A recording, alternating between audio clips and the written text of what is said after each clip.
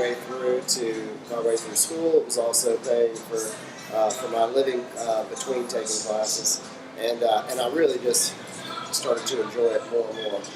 And then I became more interested in all the different aspects of it. It was not just serving, but I wanted to delve in and learn more about the food side of it, and so I worked under an incredible chef while I was in Colorado, and then I became a food and beverage director of a hotel out there, and so that's when I really started like, man, I'm enjoying it more and more.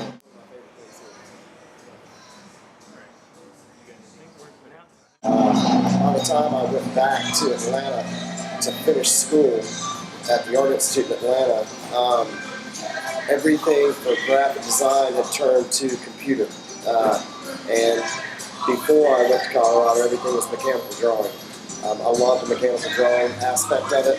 I loved that the designs were thumbprints, and they could never be produced unless you made, obviously a copy.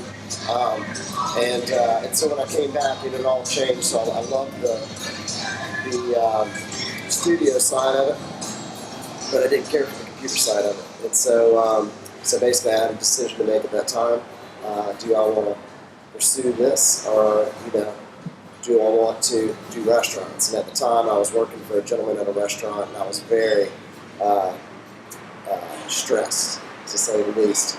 And I went in one day and just sat down. He could tell that I was stressed.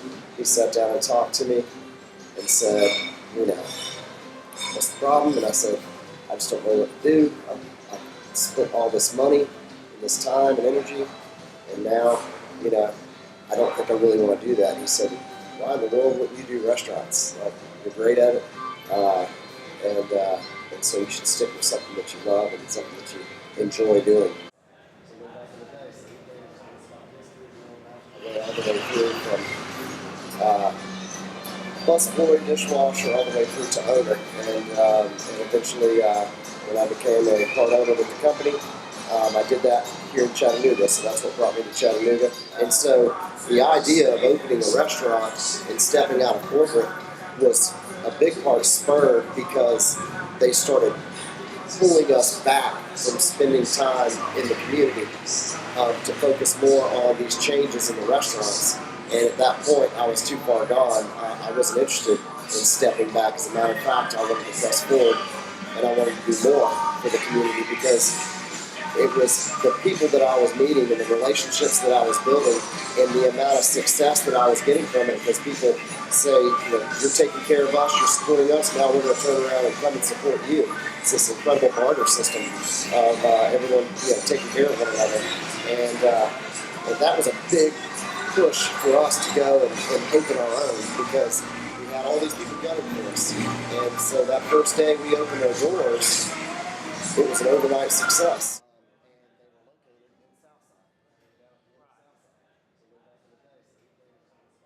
After a year and a half of 1885 being open, we started negotiating spots and started looking for spots, and just figured we would take some time, and we were in no rush, and we could really take our time and find the perfect spot for ourselves. And we found this place, and literally it was just an open old warehouse. It really gave us everything that we were lacking, or that we felt that we were lacking at our other locations. We felt like this summed it all up, and I believe you're right. We finished our first year and exceeded our 5-year goals, our 5-year targets, and so we have exceeded the bank's expectation now with all 3 of our establishments, and I think that's pretty outstanding. I think it's an incredible blessing.